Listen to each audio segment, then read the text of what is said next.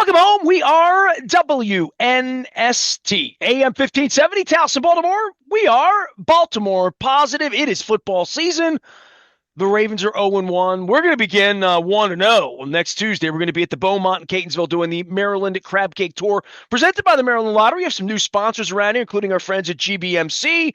Liberty Pure, always with us here, keeping our water deliciously perfect here this time of year. And, of course, all of our sponsors. We had a great August. We were out down at the Mako doing our tastiness with our friends at Curio Wellness, and I'm wearing my Curio Wellness gear here. We're doing our countdown this week, including some tasty treats. That's all I'm going to say. Some baked items and other veggie items. My number 2 item is a veggie item for those who like veggie items. So doing a little bit of that. In the meantime, anything we could do to not talk about the last 4 minutes of the football game on Sunday night. Luke Jones is here. We're going to give some praise to the offense here. We're going to give some damnation to the defense. We're certainly going to give some responsibility and accountability to the coaches, even though John Harbaugh wants no piece of me lately, for reasons such as Sunday night. And they don't like questions around there about, predatorial kickers and things like that either. But in the meantime, the loss is the loss, but we still look at it, and I'm writing in my column this week at Baltimore Positive, I still think they can win the Super Bowl, and I still think at some point they're going to win the Super Bowl, and they're good enough, and they certainly showed themselves for the better part of 2 hours and 45 minutes on Sunday night to have the other really good team in the league, the other team with the MVP, and they went in, and they took Buffalo's lunch money all night long. It was a dominant effort until they lost the game. Yeah, it was until the final 3 drives where they went punt, fumble, punt. But we've seen now 3 times that these teams have played in the last calendar year. And it's been said before, this isn't any bold pronouncement. I think anyone who's much more of an X's and O's film nerd than I would ever claim to be, this is a really bad matchup for how Buffalo likes to play defense. And let me be clear, the Ravens tend to be a bad matchup for just about every defense out there, save for a couple, maybe. But you look at the last 3 meetings now, going back to week 4 last year, the Ravens, 7.9 yards per play in that game that they won, and they won decisively. 7.3 yards per play in the divisional round, despite having lost, at the heartbreak at the end of the game. And 8.6 yards per play on Sunday night. It really, truly is. Now, let me be clear, the defense had a major hand in what happened late in Sunday night's game, and the special teams was poor as well. But it truly is as simple as take care of the football against this really good Buffalo team, and you should win. And unfortunately, Derrick Henry had the fumble. Derrick Henry hasn't put the ball on the ground a whole lot. We know that. But go back to the Pittsburgh game in Pittsburgh last year. Had a fumble early in that game that proved to be pivotal. So there was so much to like. Well, they don't punt a lot. They don't give the ball up a lot. They tend to score points when they have the ball. And when they get the ball and somehow relinquish possession in any way, whether it's turnover, whatever, it's a little bit stunning because they do just go up and down the field at will, and they've been doing this for 7 years. I go back to that game at the LA Coliseum. That stadium's gone. They've already played a Super Bowl at SoFi and planned another one. You know what I mean? Like, that stadium's been there a while, but I go back to those purple uniforms that night. Jalen Ramsey was a part of the Rams that night, and I was on the field, and he started a riot 20 feet away from me that night. I saw him try to do the same thing. He's in Pittsburgh now. I look at this era beginning around that period of time where they track meet you, and they looked as impressive on Sunday night if you judge the game at the beginning of the 4th quarter, and they got a 15-point lead, and even when the kicker misses the extra point, you're looking at it saying, they've refined it and made it even better.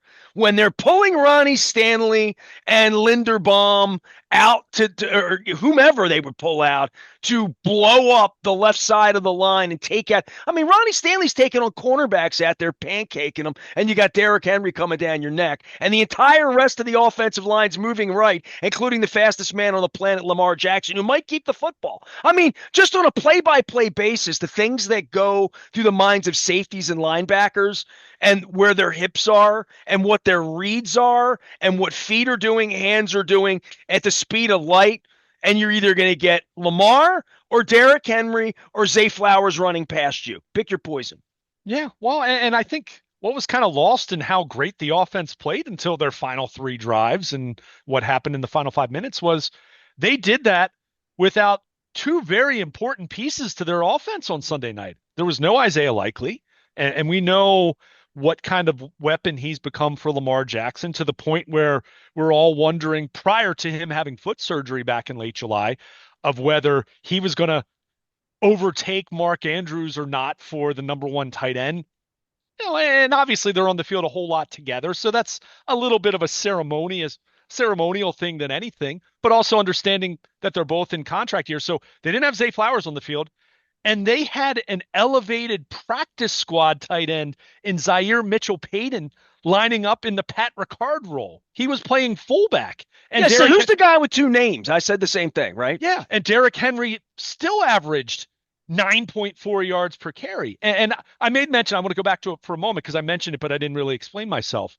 Look, the Ravens offense is a bad matchup for everybody, right? I mean, there are very few defenses in this league that are well equipped to not stop them, but slow them down in a better manner than 90% of the league, right? We've seen Cleveland have some success, you know, with how they like to play defense. And say what you want about the Cleveland quarterback situation the last several years. They have had some good defenses. So we've seen them have some success. We've seen Pittsburgh have their share of success. We've seen Kansas City have success against them. But that Buffalo defense, it is much more of a modern day NFL defense in the way that you think of it's lighter, it's more athletic. They like to be in nickel. Their linebackers, for as good as Matt Milano and Terrell Bernard are, they are lighter. They are smaller guys. So when you have the Ravens going up against them, it's always that question of, and that was my question going into the game was, okay, knowing you're not going to have Ricard, and even though Likely's not a blocker, as much as a receiver as a tight end, it's still someone you're missing. I was questioning how much two tight end heavy formation football they were going to be able to play compared to what they like to do. And they still ran that a ton. I mean, you go and look at the final snap counts. I think Zaire Mitchell-Payton played he played 3 fewer snaps than DeAndre Hopkins. Now that's simplistic, but that shows you how much they still wanted to use a fullback, how much they were still using two tight ends when Charlie Kolar plays 31 snaps. Mark Andrews played 38 out of 51 snaps. So it shows you there was still a whole lot of 12 personnel, 22 personnel on the field for them, or 21 personnel. By the way, you also mentioned they only ran 51 plays because they didn't run drives. They just like sprinted to the end zone. Yeah. I mean, they kept scoring, right? I mean, look, that's what is so incredibly, extraordinarily frustrating about this game. I mean, this offense was not even at full strength, and you saw what they were able to do. Now, granted, it would have been nice to see them finish the game on a higher note without a turnover and without going 3 and out twice, right? So, but I also understand it's a lot to ask to go through the entire night. And what they had through the first 3 quarters, they had 1 punt. You know, they went field goal, touchdown, touchdown, field goal, touchdown, punt, touchdown, touchdown, and then the final 3 drives, punt, fumble, punt, right? So even more so, you know, not as much about the offense, but still, yes, about the offense. They need to finish. But man, there was so much to like. And look, this team's going to boat race a lot of teams this year. And I didn't need to see Sunday night to feel that way. And I do still feel that way about that part of it. You know, I'm not going to talk about the Super Bowl or January because, you know, Detroit looked vulnerable. Yeah, well, you know, I guess. Well, and what's kind of amazing about this game in general, if you watch the league on Sunday, you know, even go back to Thursday night and Friday night, although Herbert played great football against Kansas City's defense Friday night, you didn't see a ton of great offensive performances, right? We talk about this a lot, how teams are playing fewer and fewer of their starters in the preseason. And as much as we tend to look at that and say, okay, what does that mean for the tackling element, right? And I talked about that with you going into this game. How would the Ravens tackle? Well, we saw instances of them not tackling well. We saw instances of Buffalo not tackling well, right? But there's also the element of the offenses, and when you're talking about motion and some of these option routes and all the different things that a sophisticated NFL offense does compared to what we saw in the NFL 25 years ago, or what you might see at college or the high school level, anything like that. There is that element to not playing a whole lot of truly real football over the summer. That is your timing going to be right? Are you going to have everything in sync? And that's why, just from an entertainment standpoint, how the Ravens played offensively and the Bills, how they played, that was impressive because you saw a lot of games in the Houston and LA 14-9, San Francisco and Seattle 17-13, right? Denver 20-12 over Tennessee. The Commanders, they beat the Giants, but it's not like they ran up and down the field. They had 21 points in that game. So for the Ravens and the Bills to score into the low 40s on opening night, I mean, they're playing a different sport than the rest of the league, right? I mean, that's what we saw on Sunday night. So that's where you look at this and say, yeah, I think the Ravens offense, for my money, they'll be right at the top in so many different categories, running the ball and throwing the ball. Lamar was incredible from an efficiency standpoint last year, throwing the football and throwing for touchdowns and not throwing picks. And his passer rating was amongst the all-time great single season passer ratings. So there's so much to like, and there's still more meat on the bone. Like I said, you didn't have Likely, you didn't have Ricard, and they still did what they did against Buffalo. And like I said, that Buffalo defense, which is a very modern, it's a modern structured kind of defense where you say, yeah, we've got to play a nickel. We've got to, we're going to be a little bit lighter because we need to be more athletic. Well, the Ravens you do that and the Ravens just kill you with the run game. And we've seen that. I mean, the Ravens have just completely gashed them, but got to hold on to the football. You got to sustain a couple drives when you need to at the end of the game. And that's where, if you're Todd Monken, if you're John Harbaugh looking at this offense, if you're Lamar Jackson and all these offensive players, yeah, you loved what you did over the first 50 minutes of that football game, but my goodness, just you got to make another play. As much as maybe it was unfair because the defense didn't do its share and the special teams didn't do its share, you still got to make a play at the end, and they didn't do that. So very, very frustrating because there was so much to like. And again, more meat on the bone. I think. I mean, it sounds crazy to say that because it's a 40-point performance, but like I said, you add Likely to the mix, you add Ricard back into the mix. You got to stay healthy. I mean, that applies for every team, but man, you add the DeAndre Hopkins factor, which we saw with a highlight touchdown. The Ravens like to say the sky's the limit, and that's such a cliche that you hear athletes talk about, about good teams. But it really does feel like this offense could do just about anything at once. But man, got to finish the football game, and that's where you're left with the sour taste, even after the dominating, gaudy numbers that we saw over the first 53 minutes of that football game for the offense. A couple things. What did you like the most about? I mean, we talk a lot about the offensive line. I saw Falele pancaking guys. Pass rush. Lamar ran for his life backwards 25 yards at one point and then ran 20 yards forward. But Lamar, as a pocket passer, as a guy who used to run forward into linebackers, I see him running now Fran Tarkington style, right? Like backwards faster than anybody can chase him. Been a lot more of that since Monken got here, Yeah. where he is literally scrambling for his life and sometimes gets caught and sometimes he winds up out in the middle of a pasture 15 yards away from, and like, how did Ed Oliver not get him to the ground? How did Joey Bosa not get him to the ground? How did Russo not get him to the ground? Like, you watch all of this and I say, well, you like Lamar because Lamar is an improved player. You don't think Derrick Henry's lost anything, whether it's a step, whether it's boat racing a safety who's a 4-7 safety at this point in his career, right? Like, let alone linebackers catching him or anything like that. I mean, when the safeties can't catch him and the cornerbacks maybe not be able to catch him, need an angle to catch him, you have so many queens on the chessboard, that you can move around.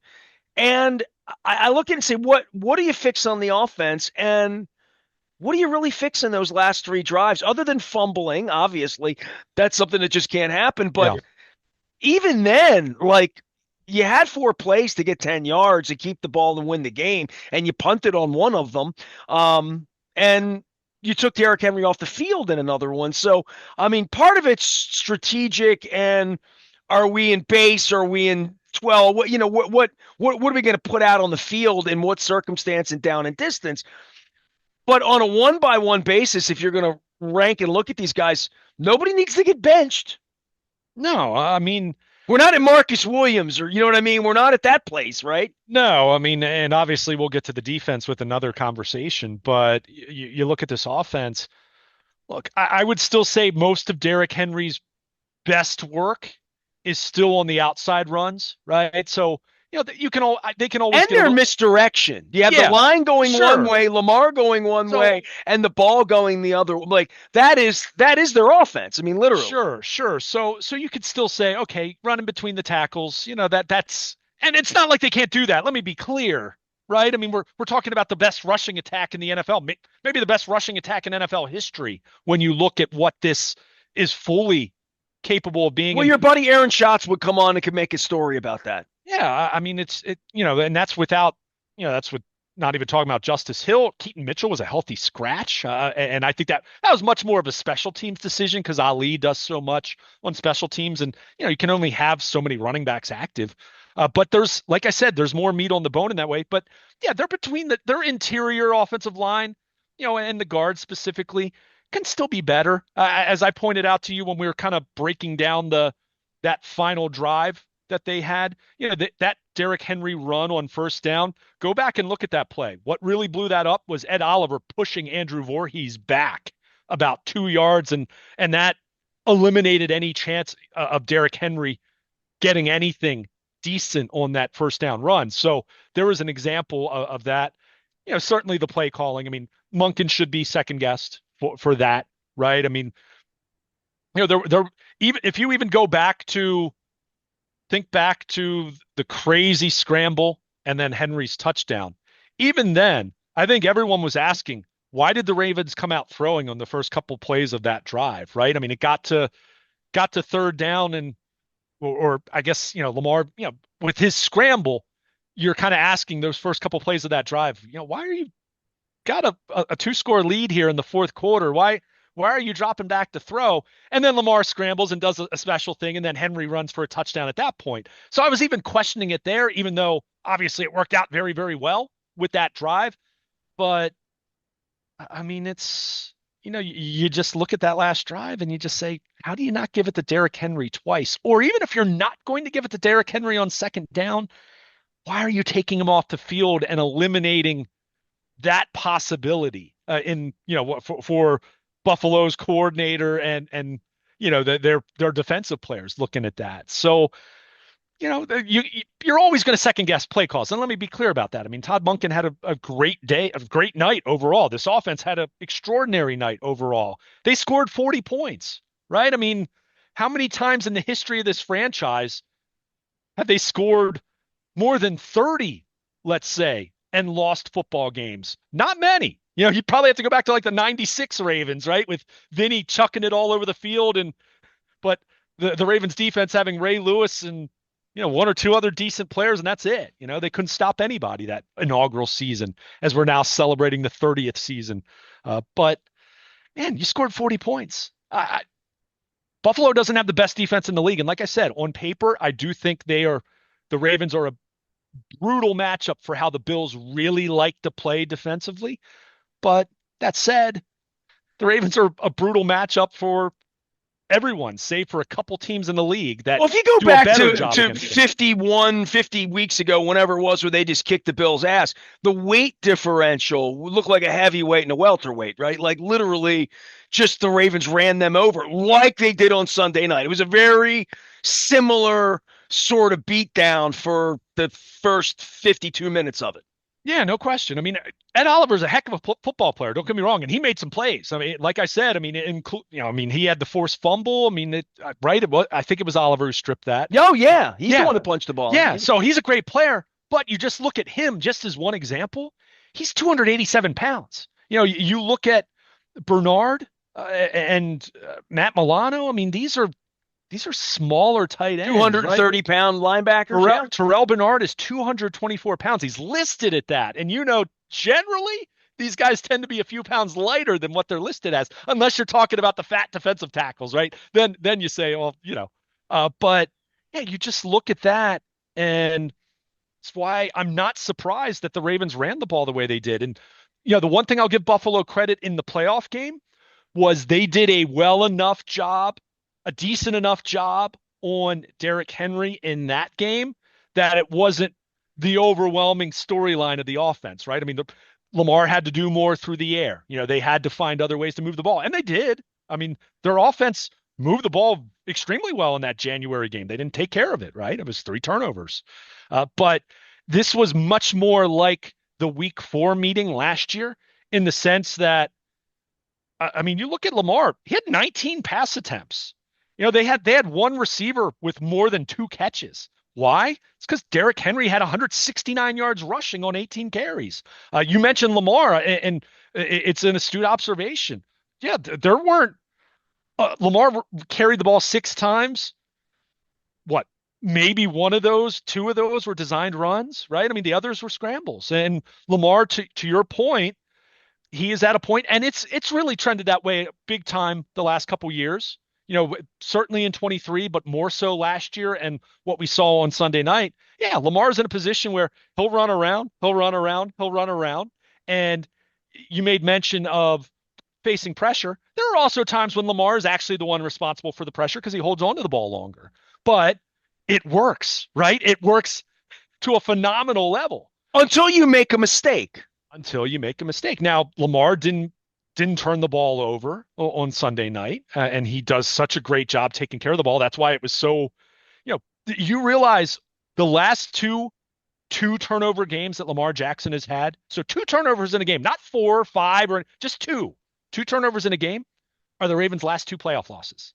You think back to the Kansas City game, which was the end of 2 seasons ago, until now, he's literally had 2 games where he's turned it over twice. It was that Kansas City game, the AFC title game, and last January. So he does a phenomenal job taking care of the football, but Derrick Henry in one spot, and it's, again, he hardly ever fumbles, but man, it just happened at the worst possible time. And it just speaks to this team in crunch time, just as great as the offense was, and it was fantastic over 55 minutes.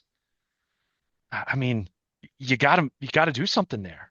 Protect the ball. Get a first down on the last drive. You do that, and you're going home with a win. And that's another thing. Like they're not want to throw the football in running downs in that situation with the clock management, and we all beat Harbaugh up about the clock and stuff. But given the passing part of the offense, that it felt like Bateman and Andrews weren't on the field. You know what I mean? It didn't feel, you know what I mean? It didn't feel like they needed them because they run the ball so well and they're breaking off 40-yard runs and all that. But chucking the ball around is something it didn't feel like they wanted to do in Buffalo to some degree because the running game's working so well. But there is a point where, like, the track meet part of what they do in throwing the football, I like to see a little bit more of that in some way. But when you got a 15-point lead with 4 minutes left to go in the game, I can't sit here on Monday morning and second guess they didn't throw the ball enough or whatever. Yeah. They did what they needed to do, but that is also a weapon they have that was not at all unleashed in this. Throwing the football was not what they wanted to do, did. Even it almost looks like, can they throw the football if you didn't know better, because they run it so well. And in the history of the game, they're averaging 10 yards a play. and they're not even throwing the ball. Yeah, It's crazy. right. I mean, and it's not like they didn't make plays in the passing game. I mean, Zay Flowers had we barely even mentioned him. He had a great night. I mean, 143 yards, a touchdown, 7 catches on 9 targets. Lamar was 14 of 19. It's a 74% completion But percentage. 14 and 19 and 7 I'm with the Flowers is what I'm saying. Like, Sure, sure. yeah. Well, but again, ran for 238 yards. He averaged 8.2 yards per carry. You and I have talked a lot about what this, There was one football, right? right. You have 7 Sure. offensive stars and there's one football, right? Sure. I mean, And again, you ran 50 plays because nothing. you run the ball so well. The fat back goes 50 yards, 60 yards. There's not 3 yards, 3 plays for Bateman to go 6 for 58 the way he would in some other offense by being in Joe Flacco's offense. By the way, Flacco threw a couple of picks, and I don't know if you watched the game or not, or where you were red zoning on Monday, or whether They you were weren't stuck on really the. his fault. My I mean, God, they were breadbasket. It I, was almost like the wide receiver pitched the ball to the cornerback in they some weren't cases. Crazy. they weren't perfect throws, but they certainly were not throws where you said, "Oh, that's on the quarterback." That's Right? an I mean, yeah, interception. yeah, exactly. So, but no, but to go back to the Ravens, I mean, yeah, and that's why I said this is so frustrating because their offense. I mean, that was incredibly impressive. I mean, it really, really was. I don't even When know how to sit here and pick on it, and in the end of the day. you pick on it because of what they did at the end, or what they didn't do at the end, right? I mean, you go field goal, touchdown, touchdown, field goal, touchdown, punt, touchdown, touchdown, and then the last 3 drives of the game, 3 and out, 2 and out on a fumble, and then the final drive, just knowing get one first down, and it's very likely Dude, if you over. and I stopped the earth in its movement at 11:15 on Sunday night and said, what would have to happen for them to lose? Well, and you What think would about the have to happen? It would have to be a 3 and out, a turnover, a block kick, a muff punt, a turnover, something, right? Like something weird would have to happen for them to squander this again, especially if you knew Buffalo was going to miss the 2-point conversion, yeah, right? yeah. I mean, well, and, uh, the fumble, and then Buffalo catches a touchdown on a deflection, right? I mean, there were the 2 plays that really swing that one immensely in terms of the Ravens being at like what 99% win probability to then what ended up Well, happening. giving the ball at the 20-yard line instead of the 2-foot line, too, Yeah, was also. but I mean, it's just you want to play clean, and I even go back to a little bit earlier before that before the punt where Simpson doesn't down it at the 1 inch line. Think about that drive. I mean, I think the Ravens had 3rd and 8, and this was at a point where I think people weren't even paying that close attention because you're just up by 2 scores at that point. It's the fourth quarter. You've got the ball, right? I mean, this was after the Henry touchdown. You kind of forget after Henry scores that touchdown to make it 40-25, the Ravens made Buffalo punt on their next drive, right? I mean, they got the ball back with a little over 9 minutes to go. They run to Derrick Henry twice.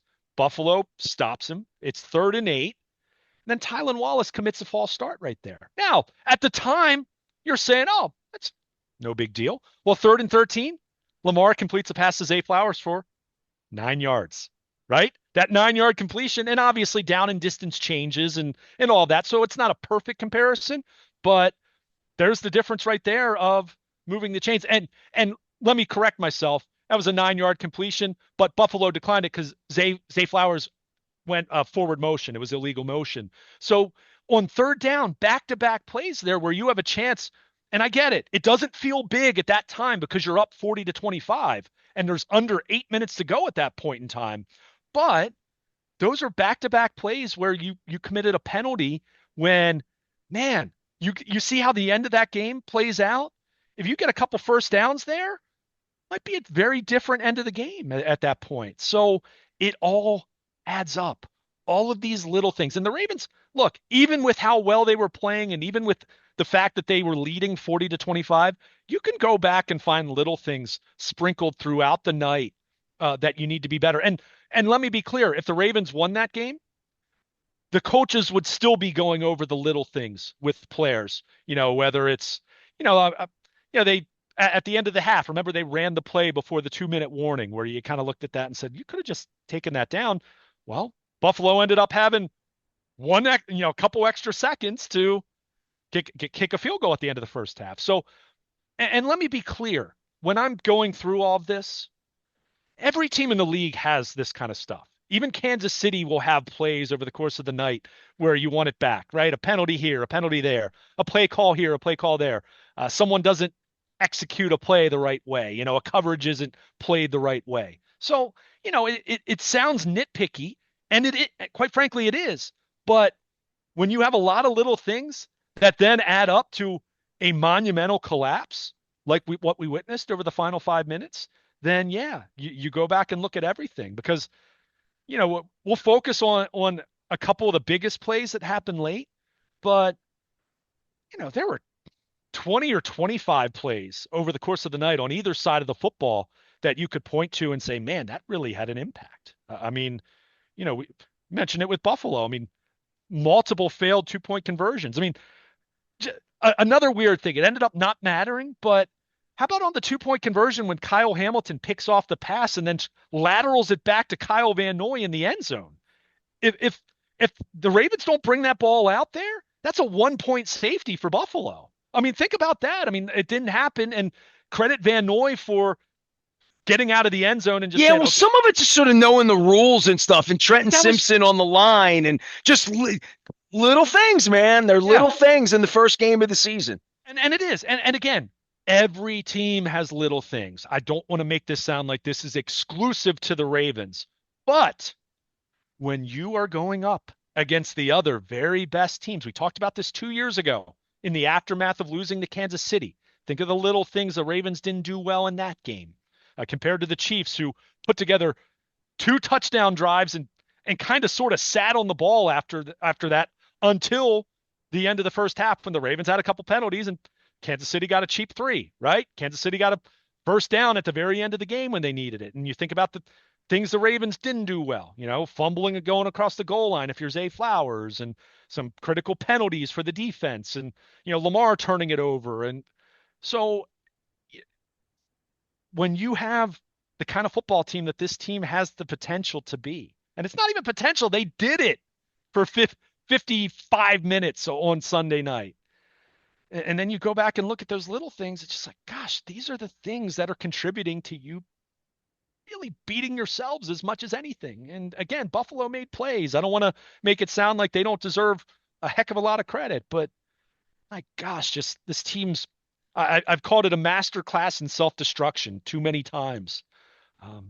When they lose, they never lose. It's never by 2 scores or 3 scores, or, they never have lay an egg like that. I mean, the last time they've done that in a game, not counting games that Lamar missed, a couple years ago, but the last time that they were, at least full strength with Lamar at the helm, that they lost the game and really lost it handily, you have to go back to that, what was it, an October game against the Bengals in 2021?